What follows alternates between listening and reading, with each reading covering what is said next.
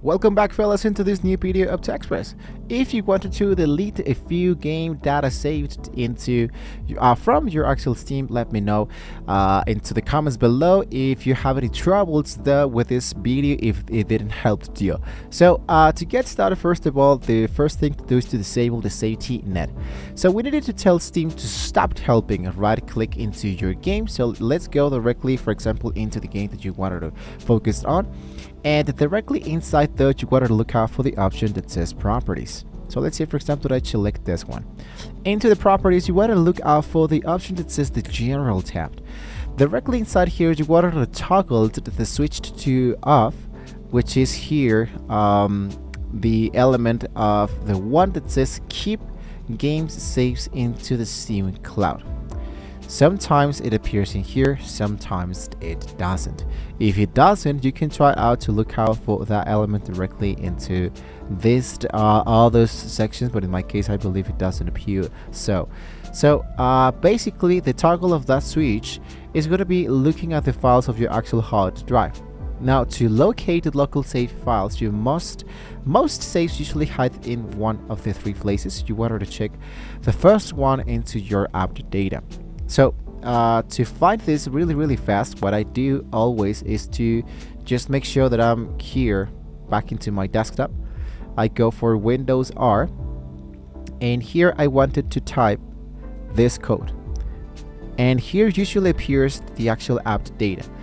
If it doesn't, you can apply this manually, and here you go for the option that says OK, and now here I go to the local auto roaming.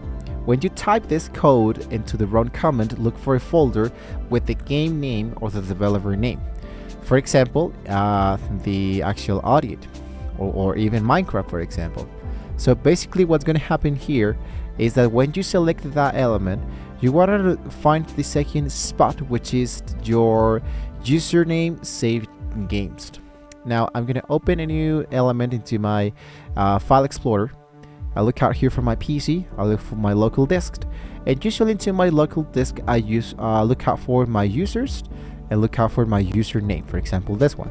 And here you want to look out for the option that says save it games. Here it should be appearing the second element. So many titles have moved here for better Windows 11 compatibilities, but basically that's totally up to that game. And the action, for example, is that the third spot is inside your Steam folder under the user data, and this folder is named with a string of numbers that your unique streamed ID, right? And basically to find that element, you can just go for this element and browse local file, and here it is, my actual local file. Here is all the elements saved directly inside here. Now the deep clean, for example, is that you want to delete everything in that folder.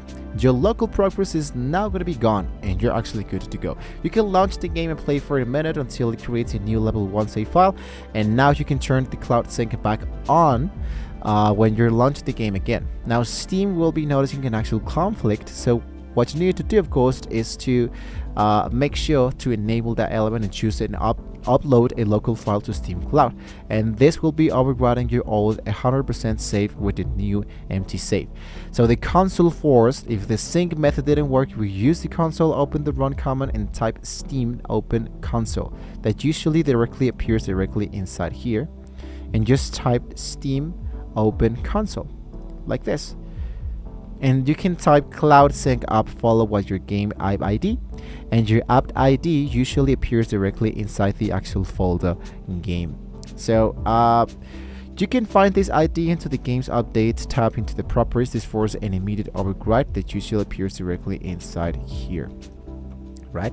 So there you go. Just in case you have any questions, you can let me know down below in the comment section, guys. So don't forget to like, share, and subscribe to the channel. And well, with all of this being said, hopefully we can all see you next time. You're good to go.